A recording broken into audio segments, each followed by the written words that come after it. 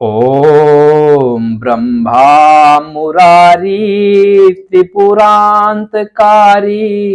भानु शशि भूमि बुधो सुतस्या गुरु शनि शुक्र राहु केतवः सर्वे ग्रह शांति करा भवतु। नमस्कार मित्रों, मैं आपका astro friend astro Om Prakash astro divine light channel में आपका बहुत बहुत हार्दिक अभिनंदन है। मित्रों, हमारी अभी राजयोग की सीरीज चल रही है। मित्रों, हमने नवमेश और दशमेश के युति का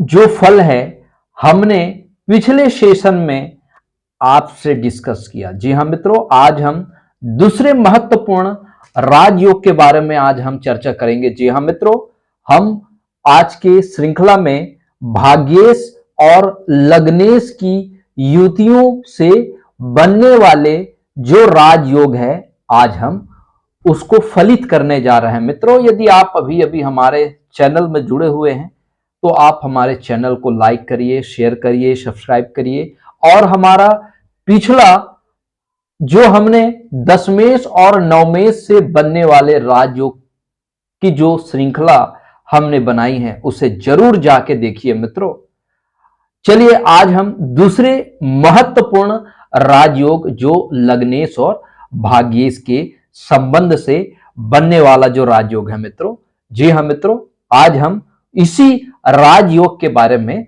आपको बताने जा रहे हैं। तो एक बार पुनः बहुत बहुत हार्दिक अभिनंदन है, स्वागत है। मित्रों, जब कुंडली के लगन भाव का मालिक अर्थात मंगल और कुंडली के भाग्य भाव के मालिक अर्थात गुरु, जब मंगल और गुरु की युति होती है मित्रों, तो निश्चित रूप से लग्न और भाग्य भाव से बनने वाला यह महत्वपूर्ण राजयोग होता है।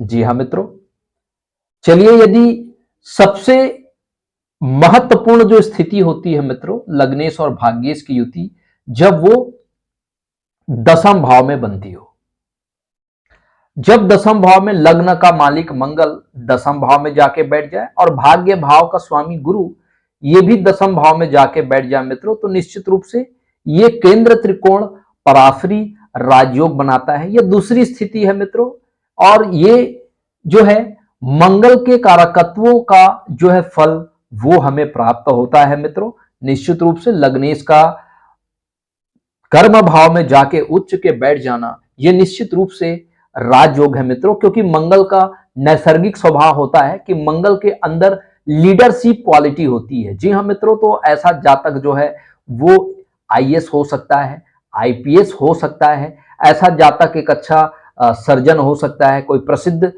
चिकित्सक हो सकता है, आर्मी में कुछ उच्च पद पर ये सुशोभित हो सकते हैं, पुलिस विभाग में भी ये उच्च अधिकारी के पद में प्रतिष्ठित हो सकते हैं। निश्चित रूप से ऐसा जातक जो है वो मंत्री होता है, ऐसे जातक जो है वो सांसद होता है, ऐसा जातक जो है वो समाज का मुखिया भी होता है, और ऐसा जातक अगर कहीं भी है अपने प्रोफेशन में, कर्तव्य स्थल पर भी इनमें नेतृत्व क्षमता जो है वो बहुत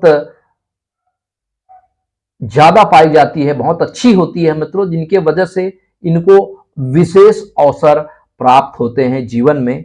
और ऐसे जो जातक होते हैं कोई नया परिवर्तन का चाह रखने वाले होते हैं, और ये जहां भी रहते हैं वो अपने इसी लीडिंग क्वालिटी से, लीडिंग कैपेसिटी से ये समाज में, देश में परिवर्तन पैदा करते हैं। जी हाँ मित्रों, क्योंकि ये मंगल यहाँ पर रोचक नामक पंच महापुरुष राजयोग बनाने की वजह से निश्चित रूप से केंद्र त्रिकोण राजयोग होने से ऐसा जातक जो है वो राज्य मंत्री होता है, ऐसा जातक जो है वो निश्चित रूप से कोई बहुत बड़े राजनीति के शिखर में ये जो है एक सितारा के समान ये चमकने वाला बहुत लोकप्रिय एवं प्रसिद्ध राजनेता होता है। मित्रों, चलिए यदि लग्नेश और भाग्येश की युति यदि लगन में बैठ जाए मित्रों, तो ये दूसरे सबसे अच्छी स्थिति होती है मित्रों, क्योंकि मंगल फिर से अपनी स्वराशि मेष राशि में स्थित है मित्रों, ये रोचक नामक पंच महापुरुष राजयोग बना रहा है और गुरु यहाँ पर दिग्बली हो जाते हैं। एक जो है वो पराक्रम का स्वामी, लीडरशिप क्वालिटी जिसके अंदर है, जिसके अंदर दृढ़ इच्छा शक्ति है और स्वयं ज्ञान के कारक गुरु अगर लगन में विराजित हो जाए तो निश्चित रूप से ऐसे जातक जो है वो विवेकवान, बुद्धिमान होता है और निश्चित रूप से राजयोग का पूर्ण फल प्राप्त होगा, क्योंकि भाग्य भाव का स्वामी लगन में बैठा है। तो निश्चित रूप से ऐसे जातक को पूर्व जन्म के संचित पूर्व पुण्यों का विशेष लाभ प्राप्त होगा। ऐसे जातक मान सम्मान, पद प्रतिष्ठा की प्राप्ति होगी और ऐसे जातक जो है वो निश्चित रूप से राजनीति से अगर जुड़ करके अगर ये सेवा करते हैं मित्रों, तो निश्चित रूप से राजनीति से भी इनको जो है बहुत ज्यादा सम्मान प्राप्त होता है, लोकप्रियता प्राप्त होती है और ये जनता के दिलों में राज करने वाले होते हैं। ऐसे जातक प्रशासनिक अधिकारी भी होते हैं। ऐसे जातक जो है वो राजा तुल्य सुखों का वो भोग करते हैं। इनमें नेतृत्व क्षमता बहुत अधिक होने के कारण ये समाज का मुखिया भी होता है। ये जातक जो है वो बड़े बड़े राजनीतिक पद में प्रतिष्ठित भी होते हैं। चलिए मित्रों, तीसरी जो स्थिति होती है गुरु और मंगल की स्थिति जो है वो नवम भाव में। निश्चित रूप से तीसरी जो सबसे अच्छी जो युति है केंद्र त्रिकोण राजयोग की, वो है कुंडली का भाग्य भाव। अगर भाग्य भाव में मेष लगन की कुंडली में मंगल और गुरु एक साथ विराजित हो जाए तो निश्चित रूप से ऐसे जातक को भाग्य से पूर्ण रूप से फल प्राप्त होता है।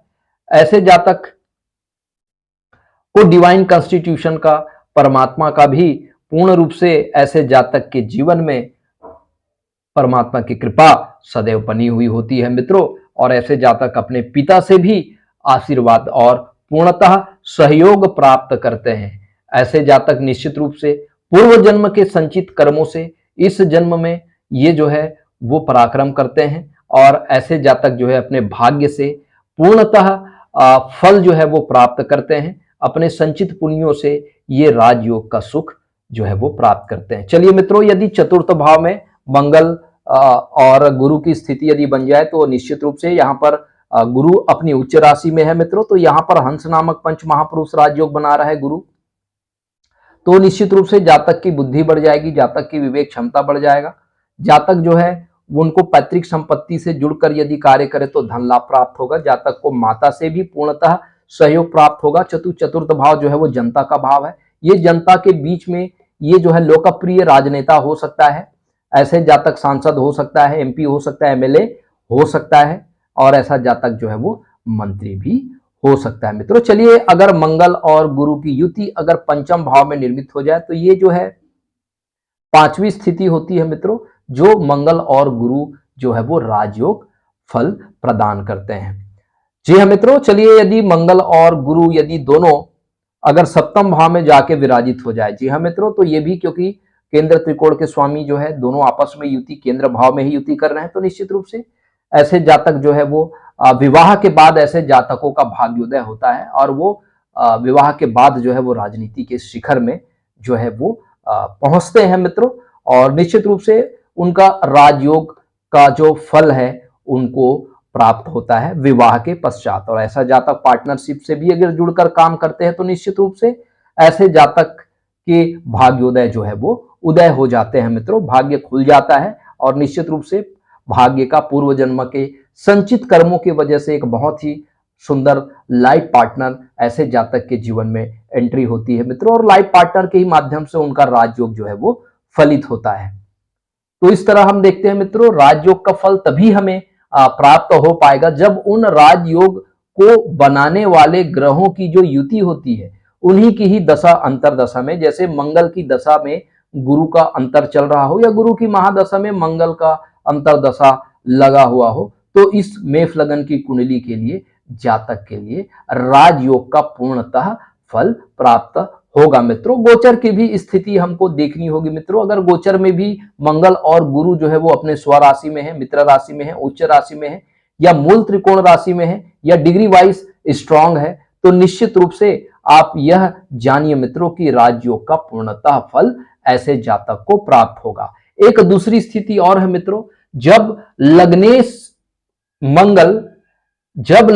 मंगल कर्म भाव में आ जाए और कर्म भाव का स्वामी शनि अगर लगन में जाके विराजित हो जाए, या फिर भाग्य भाव का स्वामी मंगल यदि सॉरी लग्न भाव का मंगल यदि भाग्य भाव में जाके बैठ जाए, भाग्य भाव का गुरु यदि लग्न भाव में जाके बैठ जाए मित्रों, तो ये क्या है, राशि परिवर्तन से बनने वाला राजयोग होता है मित्रों। तो ये अत्यंत शुभ फल प्रदान करते हैं। तो ऐसे ये महाधन योग भी होता है मित्रों, और ऐसे जातक को अपने भाग्य से तमाम प्रकार के सुख सुविधाएं, चतुरंगनी सेना, राजा तुल्य मान सम्मान और परमात्मा की कृपा ऐसे जातक के ऊपर सदैव बनी होती है मित्रों। तो इस तरह से मित्रों हमने राजयोग की जो दूसरी स्थिति है उसके बारे में हम आपको बताने का प्रयास किया मित्रों। यदि आप भी अपना कुंडली एनालिसिस कराना चाहते हैं, आप भी अपना राजयोग फलित करना चाहते हैं मित्रों, तो निश्चित रूप से हमारे डिस्क्रिप्शन बॉक्स में जाके आप हमसे संपर्क कर सकते हैं, अपना राजयोग फलित करा सकते हैं मित्रों। क्योंकि परमात्मा ने हमें जब इस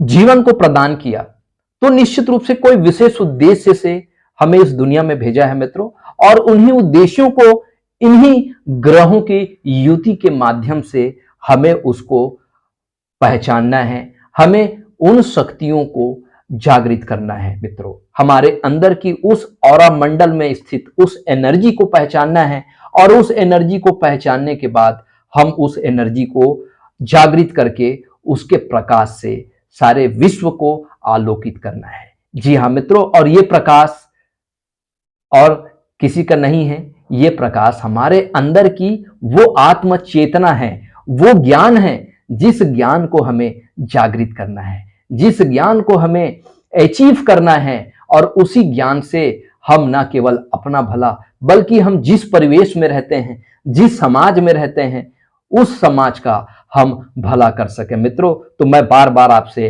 हाथ जोड़ के निवेदन करता हूं मित्रों कि ये ऑथेंटिक वैदिक एस्ट्रोलॉजी की जो नॉलेज है मित्रों, इसे हमें हर घर घर तक पहुंचाना है, ताकि हम इस ज्ञान की इस महायज्ञ में हम अपनी थोड़ी सी आहुति दे करके हम इस जीवन को सफल बना सके मित्रों।